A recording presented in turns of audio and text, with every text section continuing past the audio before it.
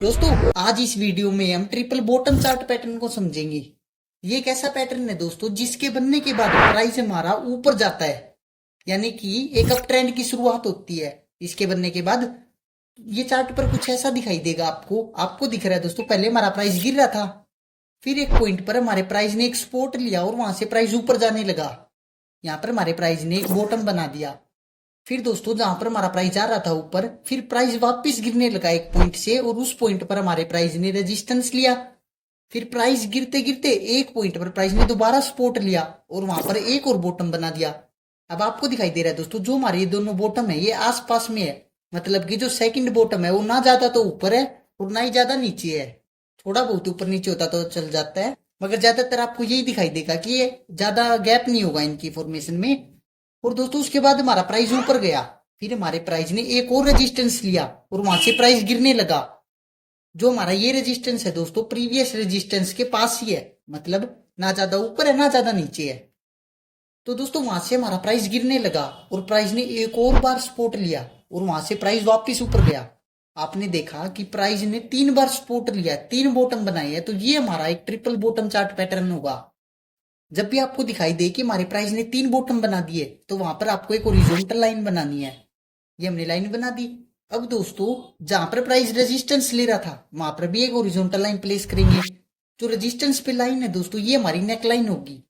जब भी हमारा प्राइस अब इस नेक लाइन को ब्रेक करेगा तो वहां पे हमारी एंट्री होगी और उसके अकॉर्डिंग हम ट्रेड करेंगे। अब आपको दिखाई दे रहा है कि आपने मान लीजिए यहाँ पे एंट्री ले ली, प्राइस थोड़ा सा ऊपर गया फिर नीचे गिर गया। ये दोस्तों जो हमारा प्राइस है वो हमारी नेकलाइन को रीटेस्ट करने के लिए आया नीचे, और रीटेस्ट करने के बाद फिर से ऊपर गया। आपने ये तो पहचान लिया कि यहाँ पर हमारा ट्रिपल बॉटम चार्ट पैटर्न है।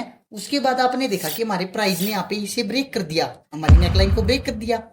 जिस कैंडल ने हमारी इस नेकलाइन को ब्रेक किया है उसकी क्लोजिंग पर हम एंट्री नहीं लेंगे, हमें वेट करना है उसके बाद एक और कैंडल बनने का। अगर उसके बाद जो कैंडल बनी है वो कैंडल हमारे इस कैंडल के हाई को ब्रेक करके उससे ऊपर क्लोजिंग देगी तो वहां पे हमारी एंट्री होगी, और इस कैंडल का जो लो है वहां पर हमारा स्टॉप लॉस होगा। अब दोस्तों जो हमारी ये रेंज आई है स्टॉप लॉस और एंट्री के बीच की, इसका डबल हम टारगेट एक्सपेक्ट करेंगे तो यहाँ पे हमारा टारगेट होगा। लेकिन दोस्तों आपने देखा कि प्राइस थोड़ा सा ऊपर गया और रीटेस्ट करने के लिए वापिस आ गया।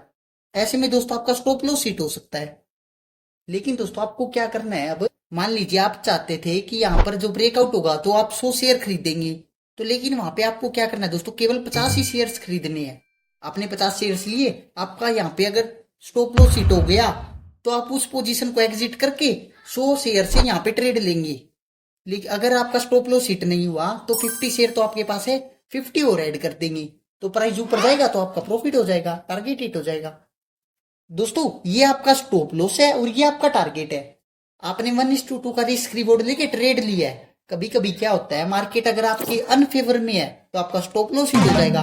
अगर मार्केट आपके फेवर में होगी, प्राइस ऊपर भी जाएगा तो भी क्या पता आपका टारगेट हिट ना हो, क्योंकि दोस्तों आपका टारगेट तो बहुत दूर है और जो स्टॉप लॉस था वो पास था।